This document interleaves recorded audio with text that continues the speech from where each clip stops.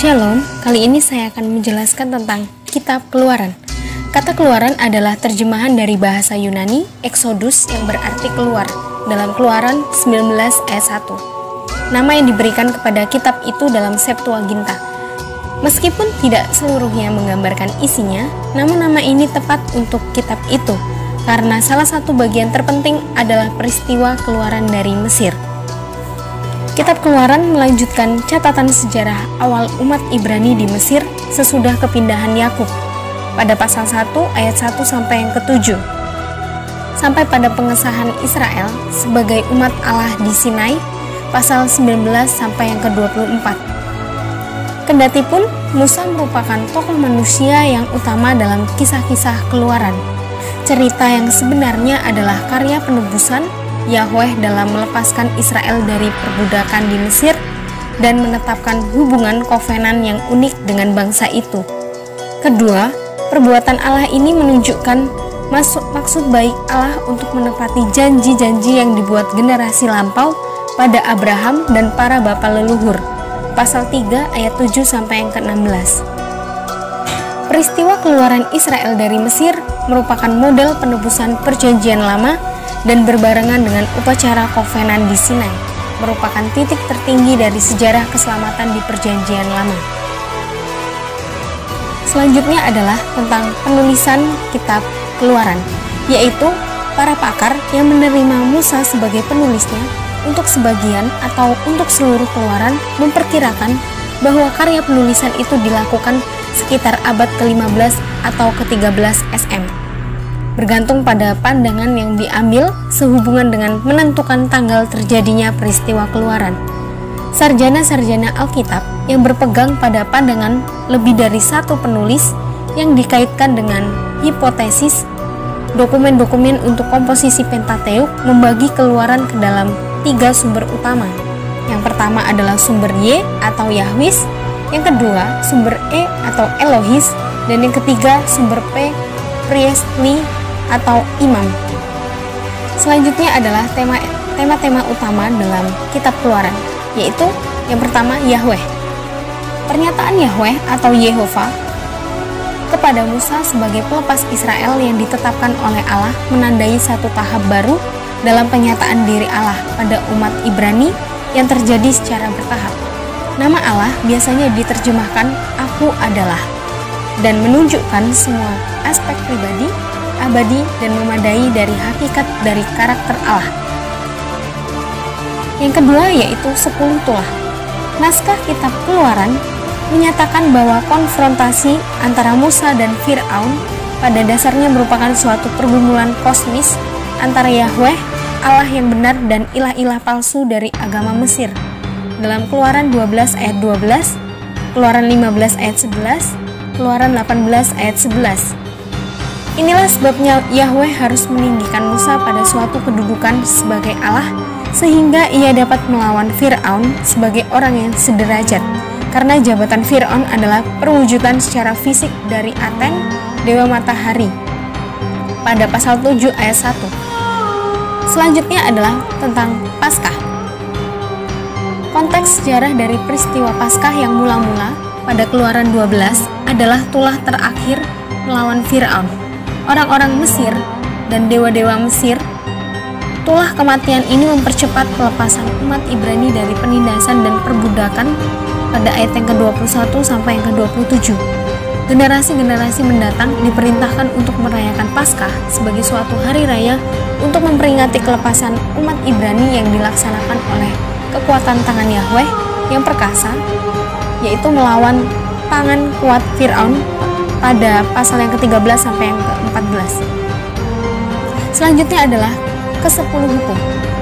Ke-10 hukum ini yang sudah dikenal sebagai Dekalog atau 10 firman tertulis dalam Keluaran pasal 20 ayat 1 sampai yang ke-17 dan diulangi lagi dalam Ulangan pasal 5 ayat yang ke-6 sampai yang ke-21.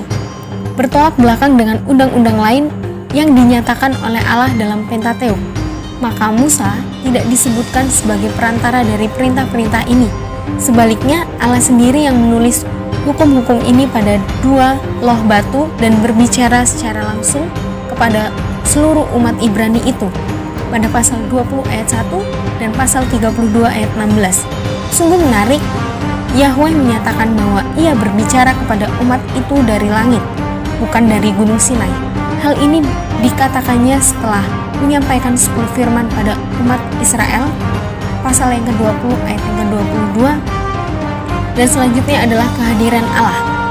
Salah satu akibat penting dari persetujuan kovenan antara Yahweh dan Israel adalah kehadiran Allah yang menyertai umat Ibrani dalam perjalanan mereka dari Mesir ke dataran Moab melalui Gunung Sinai. Kendatipun kehadiran Allah yang misterius ini dimanifestasikan pada Israel dalam bentuk-bentuk alternatif, awan dan tiang api, tujuan hakiki dari narasi Pentateuk adalah Tuhan diam di tengah-tengah umatnya pada Keluaran 25 ayat yang ke-8. Untuk penjelasan selanjutnya, yaitu tentang peristiwa-peristiwa penting dalam kitab Keluaran. Di sini yang pertama adalah Paskah dalam Keluaran 12 ayat yang ke-13, 23 dan 27. Ini ada kata dalam bahasa Inggris, kata Paskah dalam bahasa Inggris itu Easter atau Passover, dalam arti kiasan di Keluaran pasal 12 ayat yang ke-13, dan di Yesaya pasal 31 ayat 5 artinya melewati atau menyayangkan. Dalam konteks kitab Keluaran, peristiwa itu menunjuk pada peristiwa tulah ke-10. Pada konteks waktu itu, malaikat Tuhan akan membunuh setiap anak sulung di Mesir bagi setiap rumah yang tidak diolesi oleh darah domba pada pintunya. Anak sulung umat Israel selamat karena pintu rumah mereka telah diolesi darah domba sehingga dilewati oleh malaikat maut. Sementara rumah penduduk Mesir tidak, sehingga menimbulkan kematian anak sulung. Peristiwa ini menunjukkan sebuah simbol karya Yesus Kristus sebagai anak domba Allah pada Yohanes 1 ayat 29. Darah Yesus yang tercurah di salib memberikan kehidupan kepada setiap orang percaya, sehingga maut atau kematian kekal melewati kehidupan orang yang percaya pada Yesus Kristus. Dalam tradisi Paskah konteks kitab Keluaran, umat Israel memakan roti tidak beragi. Oleh karena tidak ada waktu lagi memberikan ragi pada roti, oleh karena umat Israel terburu-buru untuk keluar dari Mesir, dalam perjanjian baru ini merupakan simbol pemisahan, yaitu kehidupan lama dan baru dalam 1 Korintus 5 ayat 7 sampai yang ke-8. Dan selanjutnya adalah penyeberangan Laut Tebrau dalam Keluaran pasal 13 ayat 17 dan sampai Keluaran 14 ayat 31. Musa dipercayakan Tuhan dalam 3 jabatan, yaitu sebagai pemimpin, imam, dan nabi. Sebagai pemimpin umat Israel, Musa membawa keluar umat Israel dari Mesir. Namun dalam perjalanan mereka terjebak oleh Laut Tebrau. Di saat itu juga pasukan Mesir mengejar mereka, namun ditahan oleh Tuhan. Keadaan demikian membuat panik umat Israel. Lalu Allah membuka jalan dengan membelah Laut Tebrau, sehingga umat Israel dapat berjalan di tanah yang kering. Tentara Mesir masih mengejar umat Israel, namun Allah menenggelamkan mereka di Laut Tebrau. Selanjutnya adalah perjanjian di Gunung Sinai pada Keluaran pasal 19 ayat 1 sampai Keluaran 24 ayat yang ke-11. Perjanjian Sinai menjadi dasar ibadah bangsa Israel selanjutnya. Ada 3 unsur penting yang terdapat dalam perjanjian Sinai bagi umat Israel, yaitu yang pertama, status umat Israel sebagai harta kesayangan. Yang kedua, tugas hamba Tuhan dalam kerajaan Allah. Yang ketiga, cara hidup, yaitu sebagai bangsa yang kudus. Dan untuk selanjutnya, yaitu pembuatan kemah suci pada Keluaran 35 ayat 1 sampai yang ke-39 ayat 43. Agama Israel berpusat pada Allah yang telah berinisiatif untuk diam di tengah-tengah umatnya. Simbol kehadiran Allah ditandai dengan adanya kemah suci. Penjelasan yang terakhir yaitu tujuan dan pesan. Pesan kitab Keluaran diringkaskan di 2 bagian pengutusan Musa pada pasal 6 ayat 2 sampai yang ke-9 dan pendahuluan pada upacara kovenan di Sinai pada Keluaran 19 ayat 1 sampai yang ke-6. 3 komponen pokok dari berita itu meliputi 1. Hukuman atas Mesir, bangsa penindas. 2. Kelepasan Israel dari perbudakan di Mesir oleh tangan yang kuat dari Yahweh. 3. Penetapan Israel sebagai umat khusus kepunyaan Allah di antara semua bangsa. Adapun tujuannya yaitu Tujuan historis kitab Keluaran adalah pelestarian kisah-kisah yang menjelaskan bagaimana umat Israel sampai menjadi budak di Mesir, kelepasan mereka, dan kehadiran mereka di padang gurun Sinai. Cerita kitab Keluaran menghubungkan kisah-kisah para bapa leluhur dengan bangsa teokratis yang menaklukkan Kanaan. Pasal 6 ayat yang keempat. Selanjutnya adalah tujuan teologis. Pokok dari kitab ini adalah penyataan diri Allah. Allah tidak hanya mengingat janji-janji kovenannya kepada para bapa leluhur Ibrani, tetapi sekarang sudah menyatakan dirinya juga kepada Israel sebagai Yahweh. Keluaran 6 ayat 2 sampai yang 3. Dan tujuan selanjutnya yaitu tujuan didaktik dari kitab ini meliputi petunjuk-petunjuk mengenai pentingnya memelihara kovenan dengan Yahweh dan pentingnya Tauratnya sebagai sarana untuk membentuk dan memelihara jati diri Israel sebagai umat Yahweh.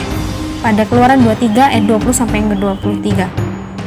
Hanya melalui ketaatan pada persyaratan-persyaratan kovenan itu dapatlah Israel menjadi suatu kerajaan imam bagi Yahweh dan suatu bangsa yang kudus yang menggenapi maksud yang ilahi di antara semua bangsa pada pasal yang ke-19 ayat 5 sampai yang ke-6. Demikianlah penjelasan saya mengenai kitab Keluaran. Semoga apa yang saya sampaikan dapat memberkati kita semua. Terima kasih. God bless you.